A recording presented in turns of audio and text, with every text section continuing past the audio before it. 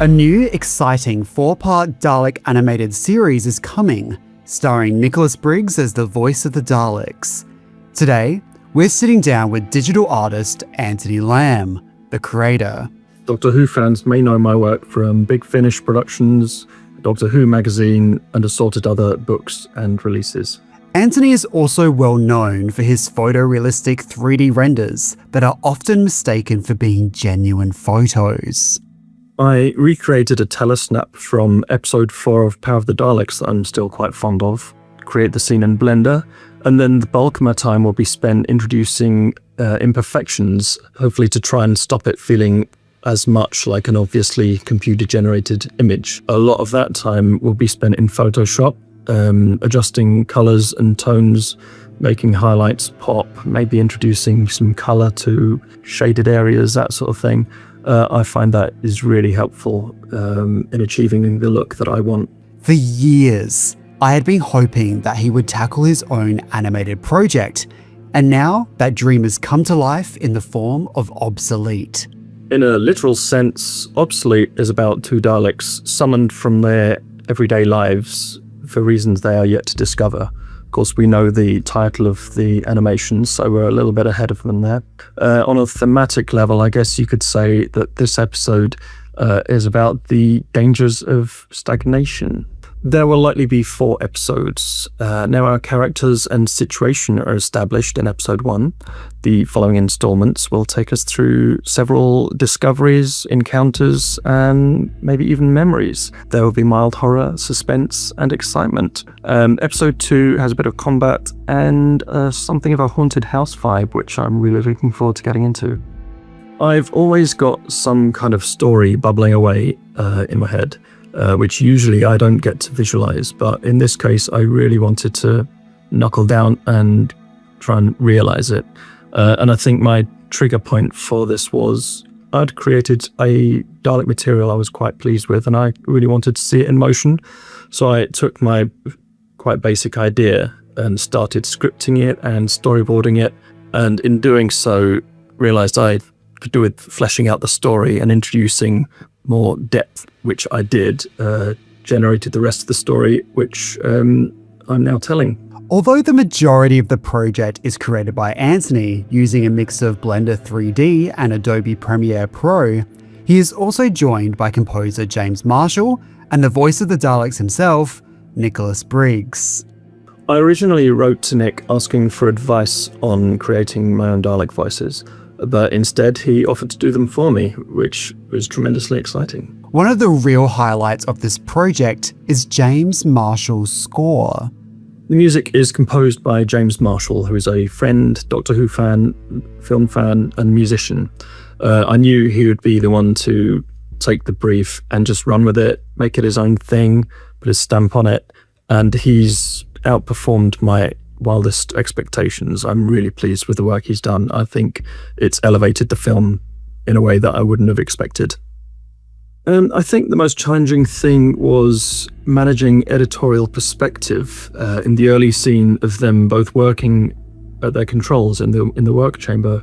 I wanted them to be in rhythm with each other and also in rhythm with the Dalek heartbeat in the background, and actually that did sort of make it difficult for me in a way that maybe it needn't have done, but I chose to visualize it that way. I thought it'd be kind of thematically nice if they were connected to the city in a way that was not entirely obvious, but demonstrated in the sounds. And I wanted that scene to be almost a musical sequence of those rhythmic sounds building to a crescendo that would ultimately give way to the alarm that calls them away. I tried to do that for a while and it wasn't quite working, and also it was lacking drama, so I decided to introduce the antagonist perspective slightly earlier than I would have done, which is why we have the security footage that we see, and I think actually that's better than the potentially really weird musical montage would have been, because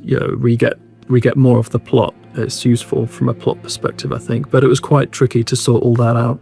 One of the aspects that appealed to me was that Anthony's inspirations came from worlds outside of Doctor Who, which gives it a fresh take on the Daleks that we haven't seen before.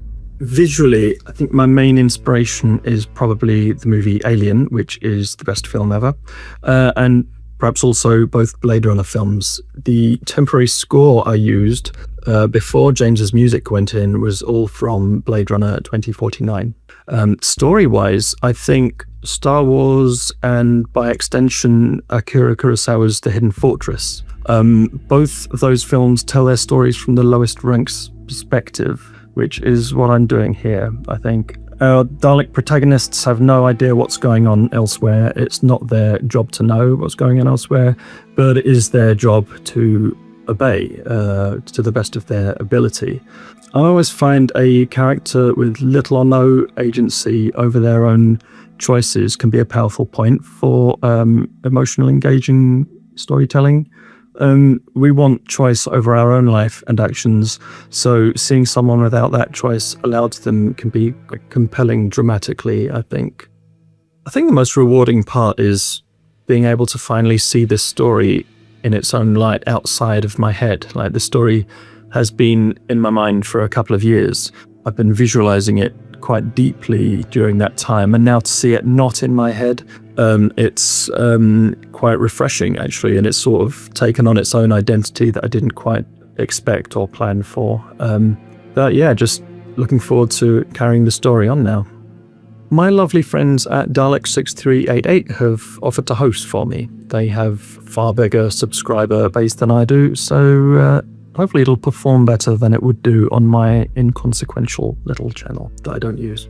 As mentioned earlier, this isn't Anthony's first deep dive into Doctor Who. He studied animation at university, but pivoted to stationary graphic design after graduation. One of my earliest jobs was at magazine publisher Visual Imagination. While there, I met David Richardson and Paul Spragg, both of whom might be known to Big Finish listeners.